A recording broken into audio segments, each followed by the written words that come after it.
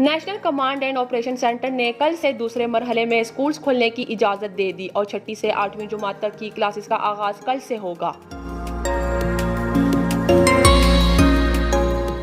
वफाकी वजीर असद उमर की ज़ेर सदारत NCOC का इजलास हुआ। इजलास में वजीर तालीम शफकत महमूद और दीगर ने शिरकत की, जबकि सूबाई वज़राए तालीम सेक्रेटरीज बजरिया वीडियो लिंक इजलास में शरीक हुए।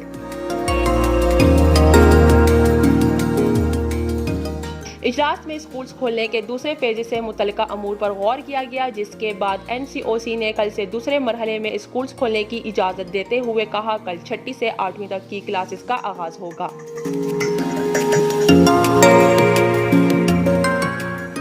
दूसरे मरहले में स्कूल तयशुदा शेड्यूल के मुताबिक खोले जाएंगे। बाद-ए-आज़ा पंजाब और खैबर पख्तूनख्वा ने कल से 6ठी से 8वीं की क्लासों के आगाज़ का फैसला कर लिया है।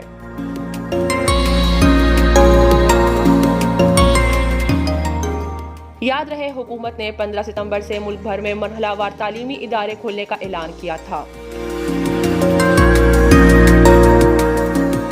उनका कहना था कि एक हफ्ता मजीद हालात का जायजा लिया जाएगा। जायजे के बाद 30 सितंबर को प्राइमरी स्कूल्स भी खोलने का फैसला किया जाएगा। नौशीन, sportstory.news।